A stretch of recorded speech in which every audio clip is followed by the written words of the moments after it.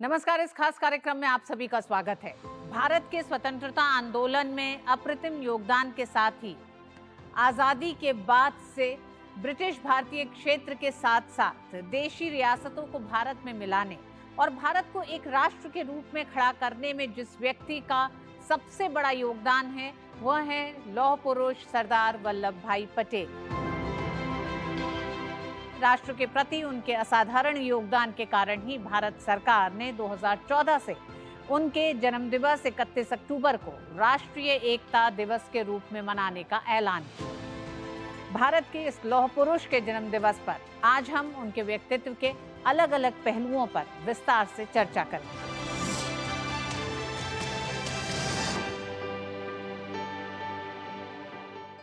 आज भारत जिस मजबूत राष्ट्र के रूप में पूरी दुनिया में जाना जाता है, उसे उस रूप में लाने का श्रेय अगर किसी एक व्यक्ति को है तो वो है सरदार वल्लभ भाई पटेल। अंग्रेजों को इस बात की उम्मीद थी कि उनके जाते ही भारत खंड खंड हो जाएगा, लेकिन सरदार पटेल ने अंग्रेजों के इस अंदेशे को पूरी तरह से गलत साबित करते हुए पूरे देश को एकता के सूत्र में बांध दिया।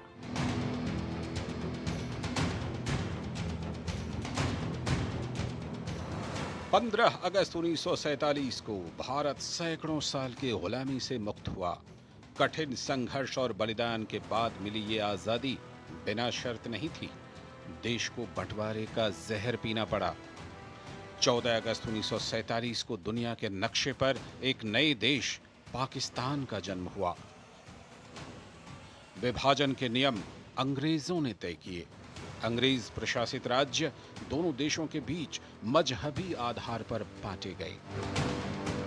बंटवारा सिर्फ जमीन का नहीं हुआ था, आबादी भी धार्मिक आधार पर बंट रही थी।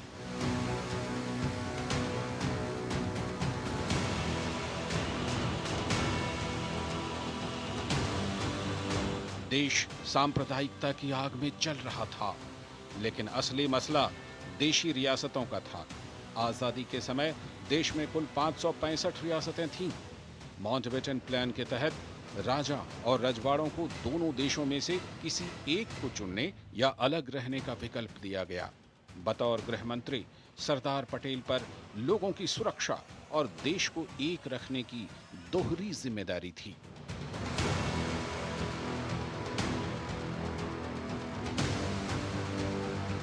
कई रजवाड़े भारत में विलय के लिए आसानी से तैयार हो गए, लेकिन कई ऐसे भी थे जो स्वतंत्र रहने का ख्वाब देख रहे थे।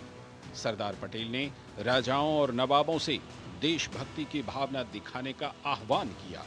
उन्होंने स्पष्ट कर दिया कि देशी राजाओं का अलग राज्य बनाने का सपना असंभव है और भारतीय गणतंत्र का हिस्सा बनने में ही उनकी भलाई है।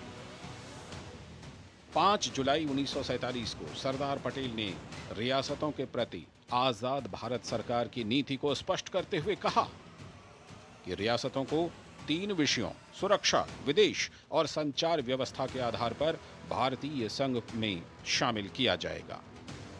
कई रियासतों ने भारत सरकार की बात मान ली और 15 अगस्त आने से पहले ही विलय पत्र पर दस्तखत कर दिए। कुछ राजाओं ने थोड़ी नानुकुर की, लेकिन कोई विकल्प ना होने पर विलय की बात उन्हें भी माननी पड़ी। देश जब आज़ाद हुआ तब धर्म के आधार पर उसका अंग्रेज़ों ने विभाजन कर दिया था। तब सबसे बड़ा सवाल एकता का था। रियासतों को जोड़ना वो कठिन कार्य था और आज हर हमेशा हम आभारी हैं तो देश की एकता के शिल्पी सरदार पटेल के आभारी हैं। तमाम कोशिशों के बावजूद हैदराबाद, जूनागढ़, भोपाल और कश्मीर रियासत भारत का हिस्सा बनने को तैयार नहीं थी। जूनागढ़ ने पाकिस्तान में मिलने की घोषणा की, जबकि कश्मीर के महाराजा हरि सिंह ने अलग देश बने रहने का ऐलान किया। 5 सितंबर 1947 को जूनागढ़ के नवाब मोहम्मद महाबत खान जी ने पाकिस्तान के साथ विलय पत्र पर दस्तखत कर दिए। सरदार पटेल ने नवाब से अपना फैसला बदलने को कहा, लेकिन नवाब ने नहीं माना। इस बीच जूनागढ़ के लोगों ने नवाब के खिलाफ विद्रोह कर दिया। बढ़ते विरोध के बीच नवाब को पाकिस्तान भागना पड़ा और जूनागढ़ भारत में मिला लिया गया। जूनागढ़ में रहने वाले लोग हिंदू थे, शासक मुस्लिम था। तो ये चाहते थे पाकिस्तान के साथ जाने के लिए उन्होंने सोचा था और पाकिस्तान के साथ उन्होंने ये जोड़ने का निर्णय भी ले लिया था। फिर वल्लभ भाई ने सोचा कि वहाँ शासन तो हम सीधा अटैक तो नहीं कर सकते, तो आरजी लड़त के नाम पर एक प्रजाकीय आंदोलन शुरू किया गया जूनागढ़ में, और प्रजाकीय आंदोलन के थकी उन्होंने एक सत्ता ले ली। तब जूनागढ़ का जो नवाब था उन्होंने पाकिस्तान में जोड़ाने का निर्णय कर लिया था, तो वो जूनागढ़ भाग गया अपने कुत्ते के साथ, अपनी जवेरात के साथ, अपने पैसों के साथ भाग गया और जूनागढ़ का कब्जा भारत सरकार ने ले लिया। इधर निजाम ने हैदराबाद को आजाद देश घोषित कर दिया। भारत ने निजाम से अपना फैसला बदलने की अपील की, लेकिन निजाम भी नहीं माना। इस बीच हैदराबाद में सांप्रदायिक दंगे शुरू हो गए। भारत ने हैदराबाद में सेना भेजने का फैसला किया। 13 सितंबर 1948 को भारत और हैदराबाद के बीच लड़ाई शुरू हुई और 18 सितंबर को निजाम की सेना ने आत्मसमर्पण कर दिया।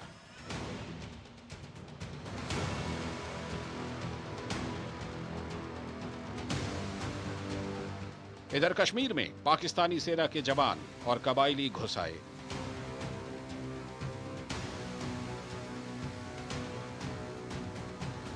महाराजा हरि सिंह ने भारत से मदद मांगी।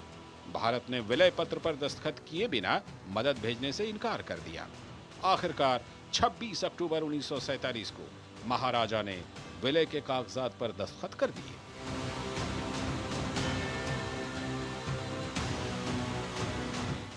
इसी तरह मार्च 1948 में नवाब हमीदुल्लाह ने भोपाल के स्वतंत्र रहने की घोषणा की और मई में एक मंत्रिमंडल घोषित कर दिया, लेकिन भोपाल की जनता ने इसका विरोध किया। 29 जनवरी 1949 को नवाब ने मंत्रिमंडल बर्खास्त कर दिया। भारत के दबाव और जनता के विरोध के बीच 30 अप्रैल 1949 को नवाब ने भी विलय पत्र पर दस्तखत कर दिए। 1 जून 1949 को भोपाल रियासत भारत का हिस्सा बन गई। इस तरह सरदार पटेल के दृढ़ता और दूरदर्शिता की वजह से तमाम देशी रियासतें भारत का हिस्सा बनती गईं।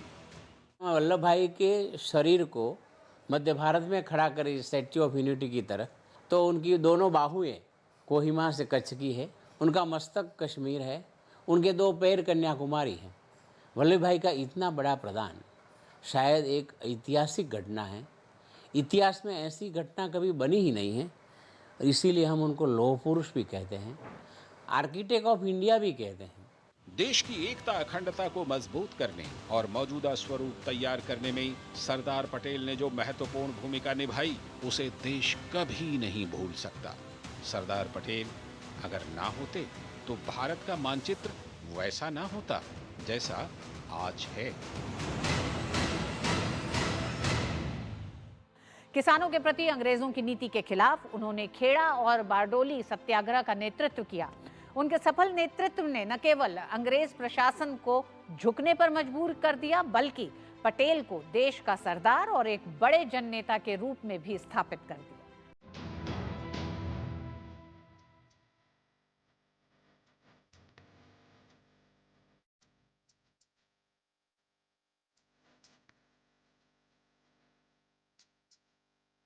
उन्नीस 1917 का सावन गुजरात के किसानों के लिए मुसीबत बनकर आया। इस साल बहुत ज्यादा बारिश हुई।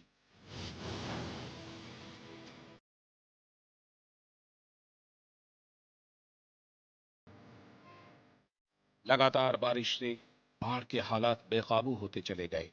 खेतों में पानी जमा हो जाने से किसानों की फसलें बर्बाद हो गईं। खेड़ा जिले के आसपास खाद्यान्न और पशुओं के चारे की भारी दिक्कत हो गई।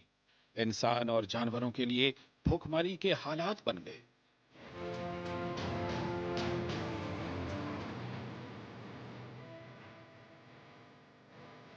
ऐसे हालात में खेड़ा के किसानों ने सरकार से अनुरोध किया कि उनसे मालगुजारी ना वसूली जाए, लेकिन अंग्रेज नौकरशाहों ने किसानों की फरियाद सुनने से इनकार कर दिया।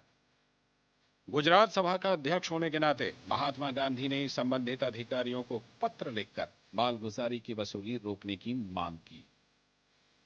जब कोई जवाब नहीं मिला तो गांधी जी ने खेड़ा जिले के किसानों को सत्याग्रह की सलाह दी और शपथ दिलाई कि कोई भी किसान बकाया मालगुजारी नहीं देगा। गांधी जी के आह्वान पर सरदार वल्लभ भाई पटेल वकालत छोड़कर आंदोलन में कूद पड़े। उनके बड़े भाई विट्ठल भाई पटेल के अलावा शंकरलाल बैंकर, अनुसुईया बहन, इंदुलाल याज्ञिक और महादेव देसाई जैसे नेता गांव-गांव जाकर किसानों को जागृत करने में लग गए। उन्होंने किसानों में सरकारी अफसरों से ना डरने का साहस जगाया। सरकार ने आंदोलन दबाने की कोशिश की, लेकिन असफल रही। आखिरकार सरकार को समझौता करना पड़ा। खेड़ा आंदोलन ने सरदार पटेल की जिंदगी बदल दी। इसके बाद वो पूरी तरह से महात्मा गांधी और स्वतंत्रता आंदोलन के प्रति समर्पित हो गए। उन्होंने विदेशी कपड़ों का त्याग कर खादी पहनना शुरू कर दिया। 1928 सरदार पटेल के जीवन का अहम पड़ाव था। इस साल गुजरात का बारडोली तालुका बाढ़ और अकाल से पीड़ित था। किसान भूखमरी के कगार पर थे। ऐसे में ब्रिटिश शासकों ने सालाना लगान 30% तक बढ़ाने का फरमान सुना दिया। इससे किसानों में गुस्से की लहर दौड़ गई। बढ़ा हुआ लगान 30 जून 1927 से लागू होना था। तत्कालीन मुंबई विधानसभा ने इस लगान वृद्धि का विरोध किया। किसानों का एक मंडल उच्च अधिकारियों से मिला, लेकिन उसका कोई असर नहीं हुआ। जब सरकार टस से मस न हुई तो इसके विरोध में सत्याग्रह आंदोलन करने का फैसला लिया गया। किसानों ने सर्वसम्मति से फैसला लिया कि बढ़ा हुआ लगान किसी भी कीमत पर अदा नहीं किया जाएगा। महात्मा गांधी की सलाह पर आंदोलन की कमान सरदार वल्लभ भाई पटेल को सौंपी गई, जिसे उन्होंने सहर्ष स्वीकार कर लिया। सरकार ने लगान न देने पर किसानों के पशुधन और घरों की कुर्की करानी शुरू कर दी। इस बीच गांधी जी की अपील पर 12 जून को पूरे देश में बारडोली दिवस मनाया गया। इसके बाद आंदोलन चारों तरफ फैल गया। सरकार को एक बार फिर झुकना पड़ा। वायसराय की सलाह पर मुंबई सरकार ने लगान के आदेश को रद्द कर दिया। आंदोलन की सफलता पर एक विशाल सभा का आयोजन किया गया। इस सभा में महात्मा गांधी ने वल्लभ भाई पटेल को सरदार का खिताब दिया। इसके बाद वल्लभ भाई पटेल सरदार पटेल बन गए। बारडोली सत्याग्रह के अंदर आप देखेंगे तो उन्होंने किसानों को जिस तरह से संगठित किया था, सरदार की एक ही आवाज के ऊपर लोग बैठ जाते थे, फना होने के लिए तैयार हो जाते थे। मगर बारडोली का जो एजिटेशन था उसके बारे में मैं एक बात खास कहना चाहूँगा। एक लोकल पुलिस ऑफिसर ने कहा कि हम वल्लभ भाई को अरेस्ट कर देंगे तो एजिटेशन टूट जाएगा, मगर उसने आगे परमिशन मांगा और गवर्नर तक का वो बात गया तो गवर्नर ने अपनी काउंसिल की मीटिंग की और काउंसिल ने तय किया अगर सरदार पटेल को तुम अरेस्ट करोगे तो ये लोकल लेवल का एजिटेशन पूरे देश में फैल जाएगा, देश का हर गांव वो बारडोली बन जाएगा। सहकारिता के क्षेत्र में भी सरदार पटेल का योगदान अमूल्य है। देश में सहकारिता आंदोलन को जमीन पर उतारने का काम भी सरदार पटेल ने ही किया था। सरदार पटेल ने ही अमूल का बीज बोया और त्रिभुवन दास पटेल जी ने सरदार साहब के विचार, मार्गदर्शन और प्रेरणा से ही 1946 में अमूल की स्थापना की थी। एक किसान परिवार से ताल्लुक रखने वाले पटेल ने अपनी मेहनत और काबिलियत के दम पर न केवल स्वतंत्रता संग्राम में बल्कि आजाद भारत में भी सबसे खास बन गए।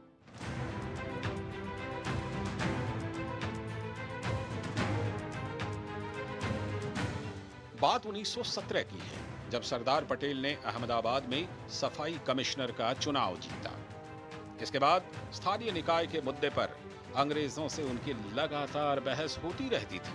हालांकि तब तक उन्होंने सक्रिय राजनीति या फिर आजादी की लड़ाई में बहुत ज्यादा रुचि नहीं दिखाई थी। लेकिन अक्टूबर 1917 में उनकी मुलाकात महात्मा गांधी से हुई और इसके बाद पटेल हमेशा के लिए बदल गए। वो आजादी की लड़ाई में कूद पड़े। भारतीय राष्ट्रीय कांग्रेस की गुजरात इकाई में उन्हें सचिव चुना गया। वो महात्मा गांधी के स्वराज के प्रचार में जुट गए। बैरिस्टर बनने के बाद अहमदाबाद में जब वे लौटे तब जबरदस्त क्रिमिनल साइड लॉयर के तौर पे उनकी प्रैक्टिस थी, मगर बापू ने कहा कि हमको अंग्रेजी अदालत छोड़ देनी है, हमको अपने मान शान सब छोड़ देना है।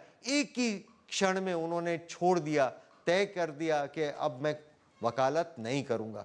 सरदार ने कभी वकालत उसके बाद नहीं की।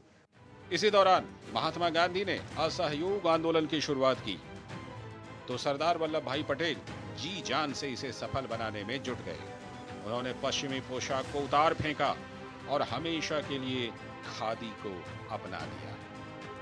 चौरी चौरा कांड के बाद जब गांधी जी ने असहयोग आंदोलन वापस लेने का फैसला किया तो कांग्रेस के भीतर भी कई नेताओं ने गांधी जी की आलोचना की, लेकिन पटेल गांधी जी के फैसले के पक्ष में चट्टान की तरह खड़े रहे। 1920 में उन्हें गुजरात प्रदेश कांग्रेस समिति का अध्यक्ष चुना गया। 1923 में जब महात्मा गांधी जेल में थे तो कांग्रेस ने उन्हें नागपुर आंदोलन की अगुवाई करने की जिम्मेदारी सौंपी। पटेल ने देश भर से हजारों लोगों को जमा कर नागपुर में राष्ट्रीय झंडा फहराया। 1930 में नमक सत्याग्रह के लिए दांडी मार्च के दौरान जिन लोगों को गिरफ्तार किया गया, पटेल भी उनमें एक थे। नमक सत्याग्रह के दौरान उनके ओजस्वी भाषण के चलते हजारों लोग स्वतंत्रता संग्राम में कूद पड़े।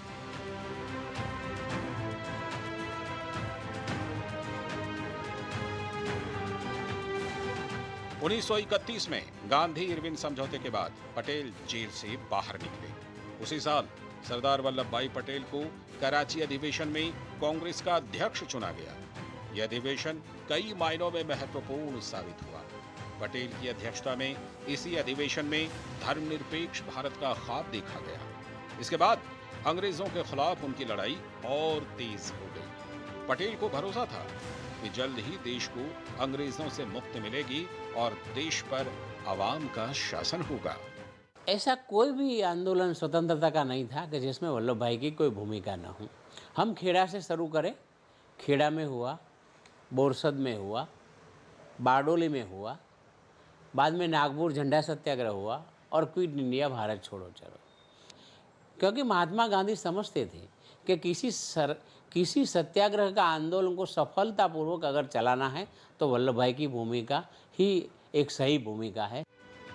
1942 में भारत छोड़ो आंदोलन के दौरान पटेल की सक्रियता और बढ़ गई। देश में घूम घूम कर वो लोगों को इस आंदोलन से जुड़ने की अपील करने लगे। अंग्रेजों की नजर में एक बार फिर वो चुभने लगे। कुछ ही दिनों बाद उन्हें गिरफ्तार कर लिया गया। अहमदनगर के किले में उन्हें बंदी बनाकर रखा गया। 3 साल बाद 1945 में कई कांग्रेस नेताओं के साथ उन्हें भी रिहा किया गया। लेकिन तब तक अंग्रेजों की नींद हिल गई थी। दूसरा विश्व युद्ध खत्म हो चुका था और अंग्रेज पस्त थे। ऊपर से देश में महात्मा गांधी, जवाहरलाल नेहरू और सरदार वल्लभ भाई पटेल जैसे तेज तर्रार नेताओं ने अंग्रेजों की नींदें उड़ा दी थी। देश जाग चुका था, लोग लड़ने को तैयार थे और अंग्रेज को यह समझ में आ गया था। 2 साल बाद 1947 में अंग्रेजों ने भारत की आजादी को स्वीकार किया और मुल्क छोड़कर चले गए। देश को आजाद कराने की मुहिम में वे कई बार जेल गए, लेकिन बुलंद हौसलों के साथ उन्होंने हमेशा भारत की आजादी, अखंड भारत के निर्माण और नए भारत की नींव डालने के लिए काम किया।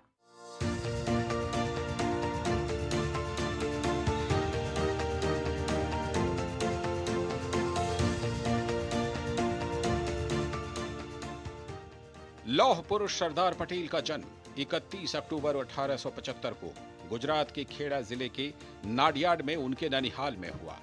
पिता झावेर भाई पटेल पेशे से किसान थे।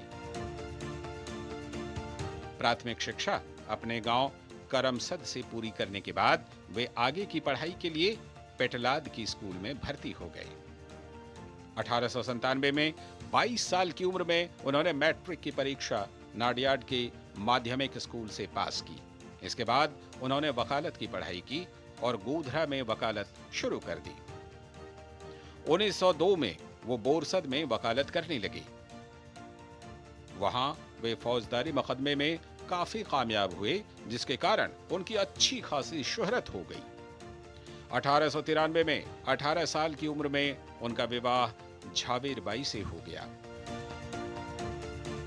बैरिस्टर की पढ़ाई के बाद वल्लभ भाई पटेल जुलाई 1910 में इंग्लैंड चले गए।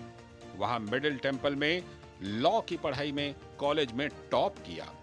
1913 में पटेल भारत वापस लौट आए और जल्द ही देश के नामचीन क्रिमिनल लॉयर बन गए। वल्लभ भाई ने सबसे पहले अपने स्थानीय क्षेत्रों में शराब, छुआछूत और नारियों पर अत्याचार के खिलाफ लड़ाई लड़ी। सामाजिक कुरिवाज थे। देखिए, अस्पृश्यता की बात उन्होंने कही कि हम कैसे लड़ सकेंगे, हम हमारे ही भाई को अस्पृश्य मानेंगे तो हम कैसे लड़ सकेंगे। उन्होंने शराबबंदी की बात की, अगर हम शराब पिएंगे तो हम कैसे हमारा कल्याण, आज़ादी मिलने पर भी हम नहीं कर सकेंगे। उन्हें मद्रास में, तमिलनाडु में जाके द्रविड़ ब्राह्मण और ब्राह्मण की बात की। उन्होंने मृत्यु के बाद भोजन का भी, अपने पिता की मृत्यु का हुआ तो भी उन्होंने भोजन का बहिष्कार किया कि मैं नहीं मानता हूँ। जो वल्लभ भाई जिस विभाग में से गुजरात में थे, आधे खेड़ा में, पैठण और देश का लड़कों के लिए पैसा देना पड़ता लड़की वालों को, तो उनका भी वल्लभ ने विरोध किया और उनका बहिष्कार किया। स्वतंत्रता आंदोलन में वल्लभ भाई पटेल का सबसे पहला और बड़ा योगदान खेड़ा आंदोलन में हुआ। यह सरदार पटेल की पहली बड़ी सफलता थी।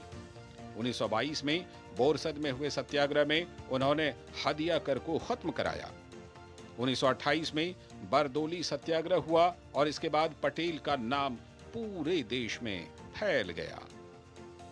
महात्मा गांधी की अहिंसा की नीति से ताउम्र प्रभावित रहे सरदार पटेल को गांधी जी की मृत्यु से गहरा आघात पहुंचा और 2 वर्ष बाद ही उन्हें हार्ट अटैक हुआ, जिससे वे उबर नहीं पाए और 15 दिसंबर 1950 को इस दुनिया से चले गए।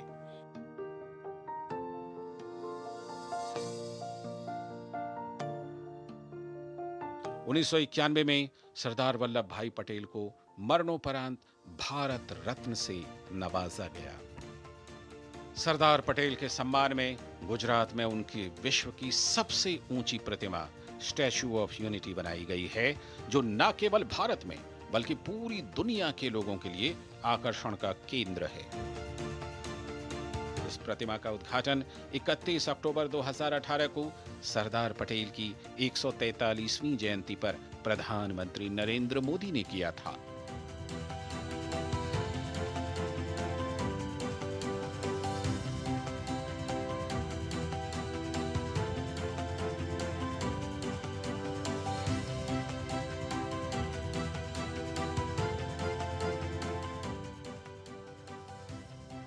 एक 182 मीटर ऊंची दुनिया की सबसे ऊंची प्रतिमा की ऊंचाई न्यूयॉर्क की स्टैच्यू ऑफ लिबर्टी से करीब 2 गुनी है और रियो डी जेनेरियो की क्राइस्ट द रिडीमर की प्रतिमा से करीब 5 गुना ऊंची है। जनवरी 2020 में इसे शंघाई सहयोग संगठन के 8 अजूबों में शामिल किया गया था। सरदार वल्लभ भाई पटेल के जीवन पर आधारित इस कार्यक्रम में हमने आपको एक तरह से आजादी के संघर्ष से लेकर नए भारत के निर्माण तक की उस यात्रा को दिखाया जिसमें सरदार वल्लभ भाई पटेल का बड़ा योगदान है। इस खास कार्यक्रम में आप हमारे साथ जुड़े रहे, बहुत बहुत धन्यवाद। मुझे दीजिए अनुमति, नमस्कार।